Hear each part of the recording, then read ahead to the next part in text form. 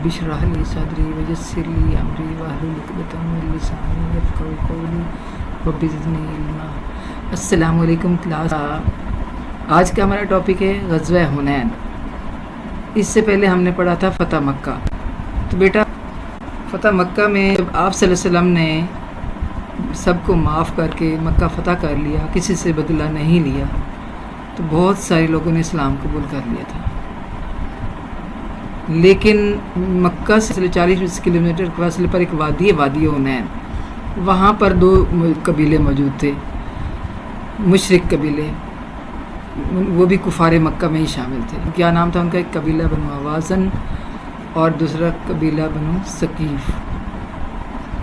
ان دونوں قبیلوں نے اسلام قبول نہیں کیا، تو انہوں نے جو ہے پلاننگ، اپنے دل میں پلاننگ کرنی شروع کر لی کہ ہم جو مسلمانوں پر دوبارہ حملہ کریں گے۔ وہ اسلام کو سخت ناپسند کرتے تھے اور وہ نہیں چاہتے تھے کہ جو ہے عرب پر اسلام کا قبضہ ہو۔ تو انہوں نے کیا کیا کہ باقی جو مشرک قبیلے تھے ان کو بھی اپنے ساتھ ملا لیا۔ تو جب مکہ فتح ہوا تو یہ قبیلے اسلام قبول کرنے کی بجائے مکہ پر دوبارہ حملے کی تیاری کرنے لگے۔ جو قبیلہ بنو حوازن ہے، اس کا سردار کے نام مالک بن عوف تھا۔ اس نے کیا کیا کہ اپنے تمام جو قبیلے تھے ان کے مال مویشی، مطلب جانور، بچے، خواتین، اپنے پورے خاندان کو اٹھا کر میدان جنگ میں لے آیا۔ کس وجہ سے لے آیا؟ تاکہ ان کے جو ہے جنگجو ہیں، لڑنے والے ہیں، وہ بہادری سے لڑیں، ان کو پیچھے کی فکر نہ ہو اور دل جمی سے لڑے اور ہم یہ جو ہے مسلمانوں پر قبضہ کر لیں۔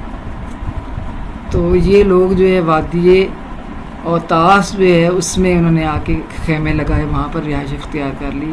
وادی اوتاس جو ہے وادی حنین کے قریب ہے۔ اسلامی لشکر کی حنین کی طرف پیش قدمی۔ تو 6 شوال 8 ہجری کو آپ صلی اللہ علیہ وسلم کو جو ہے جب پتہ چلا کہ یہ لوگ حملہ کرنے کے لیے مطلب وہاں پہنچ چکے ہیں، تو آپ صلی اللہ علیہ وسلم بھی 6 شوال 8 ہجری کو مکہ سے روانہ ہو گئے۔ آپ کے ساتھ 12,000 افراد کا لشکر تھا۔ تو 10,000 جو فتح مکہ کے لیے آپ کے حملہ تشریف لائے اور 2,000 جنہوں نے فتح مکہ کے موقع پر اسلام قبول کیا تھا، نئے لوگ تھے۔ 12,000 آپ لوگوں کے ساتھ تھے۔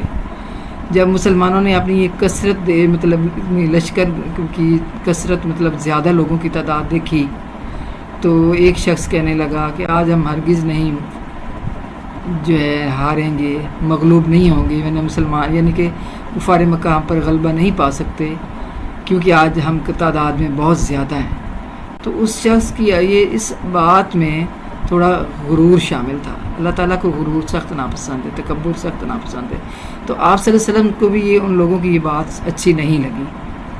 تو اس کے کیا برے اثرات ہوئے کہ جب مسلمان رات کے وقت وادی حنین پہنچے تو جو قبیلہ بنو حوازن کے سردار مالک بن عوف تھا، اس نے کیا کیا کہ اس نے پوری جو وادی تھی نا، اس میں اپنے لوگوں کو پھیلا اور چھپا دیا تھا۔ مسلمانوں کو اندازہ نہیں تھا کہ ہماری جو ہے پہنچنے سے پہلے ہی جو ہے کافروں نے وہاں قبضہ کیا ہوا ہے۔ تو جب مسلمان آگے بڑھے ہم پر حملہ کرنے کے لیے، تو وہ جو چھپے ہوئے تھے بنو حوازن کے جنگجو جو لڑنے کے لیے آئے تھے، وہ چھپے ہوئے تھے، انہوں نے اچانک مسلمانوں پر تیروں کی بارش کر دی۔ تو مسلمان اس اچانک حملے سے سنبھل نہ سکے، اچانک کوئی حملہ کر دے تو کیسی کیفیت ہوتی ہے۔ تو ان میں ایسی بھگدڑ مچ گئی کہ کوئی کسی کی طرف دیکھ نہیں رہا تھا، کسی کو کچھ سمجھ نہیں آ رہی تھی، ہر طرف افراتفری پھیلی ہوئی تھی، اور آپ صلی اللہ علیہ وسلم کے قریب صرف 10 لوگ رہ گئے تھے۔ تو یہ صرف اللہ تعالیٰ نے ان کو یہ تھوڑی سی پریشانی اس وجہ سے دی کیونکہ انہوں نے یہ کہا تھا کہ آج ہم تعداد میں زیادہ ہیں، یہ نہیں کہا کہ اللہ تعالیٰ کی مدد ہمارے ساتھ ہے۔ تو اس شدید بھگدڑ میں بھی رسول اللہ صلی اللہ علیہ وسلم استقامت کا پہاڑ بنے رہے۔ آپ صلی اللہ علیہ وسلم کا رخ کفار کی جانب تھا، مطلب آپ صلی اللہ علیہ وسلم گھبرائے نہیں، ڈٹے رہے۔ آپ کا رخ کفار کی جانب تھا اور آپ صلی اللہ علیہ وسلم آگے بڑھتے ہوئے فرما رہے تھے انا النبی لا کذب، میں نبی ہوں یہ جھوٹ نہیں ہے، انا ابن عبد المطلب، میں عبد المطلب کا بیٹا ہوں۔ آپ صلی اللہ علیہ وسلم نے اپنے چچا حضرت عباس کو حکم دیا کہ صحابہ کرام کو بلائیں۔ حضرت عباس کی آواز بہت بلند تھی، حضرت عباس نے آواز دی بیت رضوان والوں کا عام، بیت رضوان مطلب انہوں نے وہ وعدہ یاد دلایا جو صلح حدیبیہ کے موقع پر انہوں نے کیا تھا کہ جو ہے ہم جو ہے آپ صلی اللہ علیہ وسلم کا ہر حال میں ساتھ دیں گے۔ تو کہاں ہوں اب؟ یہ آواز سن کر تمام مسلمان واپس مڑے اور لڑائی دوبارہ شروع ہو گئی۔ پھر آپ صلی اللہ علیہ وسلم نے مٹھی بھر مٹی لے کر دشمن کی طرف پھینکی۔ یہ مٹی اس طرح پھیلی کہ دشمن کا کوئی آدمی ایسا نہ تھا جس کی آنکھ میں اس سے بھر نہ گئی ہو۔ یہ عام طور پر دیکھو، اگر ہم کسی پر مٹھی بھر کر پھینکتے ہیں تو کسی کی آنکھ میں جائے گی، کسی کی آنکھ میں نہیں جائے گی، لیکن اللہ تعالیٰ کی طرف سے یہ حکم تھا تو اللہ تعالیٰ کی جب آپ صلی اللہ علیہ وسلم ڈٹے رہے، گھبرائے نہیں، تو پھر اللہ تعالیٰ نے مدد دی اور وہ مٹی جو ہے ہر ایک شخص کی آنکھوں میں چلی گئی اور ان کو نظر آنا بند ہو گیا اور ان کی قوت ٹوٹ گئی۔ جو وہ ڈٹے ہوئے تھے لڑائی کے لیے وہ ان کی قوت ٹوٹ گئی۔ دشمن کو کی واضح شکست۔ اس کے بعد جو ہے دشمن کو مکمل طور پر واضح شکست ہو گئی۔ بنو ثقیف جو 70 آدمی مارے گئے، ان کے مال، ہتھیار، خواتین اور بچے جو وہ اپنے ساتھ لے کر آئے تھے سب مسلمانوں کے قبضے میں آ گئے۔ تو اللہ تعالیٰ نے قرآن مجید میں فرمایا، جن لوگوں نے کہا تھا کہ ہماری تعداد میں ہم زیادہ ہیں تو آج ہم ہار نہیں سکتے، ان کے لیے اللہ تعالیٰ نے قرآن مجید میں فرمایا اللہ تعالیٰ نے بہت سے موقعوں پر تم کو مدد دی ہے، اور جنگ کے دن جب کہ تم کو اپنی جماعت کی کثرت پر غرور تھا تو وہ غرور تمہارے کچھ کام نہ آیا، اور زمین تم لوگوں میں پر فراخ ہونے کے بجائے تنگ ہو گئی، پھر تم پیٹھ پھیر کر پھر گئے۔ یعنی مسلمان بھاگنے ہی والے تھے اگر آپ صلی اللہ علیہ وسلم واپس بلاتے تھے۔ پھر اللہ تعالیٰ نے اپنے پیغمبر پر اور مومنوں پر اپنی طرف سے تسکین نازل فرمائی اور تمہاری مدد کو فرشتوں کے لشکر جو تمہیں نظر نہیں آتے تھے آسمان سے اتارے۔ یعنی وہ جو مٹھی بھر مٹی پھینکی تھی وہ ایک تو بظاہر وجہ تھی نا، اصل میں اللہ تعالیٰ نے آسمان سے فرشتے بھیجے تھے جنہوں نے مدد کی تھی، آسمان سے اتارے اور کافروں کو عذاب دیا، اور کفر کرنے والوں کی یہی سزا ہے۔ غزوہ حنین سے ہمیں کیا سبق ملتا ہے؟ اس سے ہمیں سبق یہ ملتا ہے کہ ہمیں ظاہری اسباب پر فخر نہیں کرنا چاہیے، بلکہ ہر حال میں اللہ تعالیٰ سے مدد طلب کرنی چاہیے، جرأت اور بہادری کے ساتھ میدان میں اترنا چاہیے، اور ہر حالت میں صرف اللہ تعالیٰ کی ذات پر بھروسہ اور توکل کرنا چاہیے۔ اس کے بعد ہیں تفصیلی سوالوں کے جواب۔ سوال نمبر 1 ہے، قبیلہ بنو حوازن کے سردار نے اسلامی لشکر سے لڑنے کے لیے کس طرح تیاری کی؟ تو کس طرح تیاری کی میں نے آپ کو بتایا ہے کہ وہ اپنے مال مویشی، خواتین اور بچے سب کچھ میدان جنگ میں ساتھ لے آیا تاکہ ان قبائل کی جنگجو مردانگی سے لڑے۔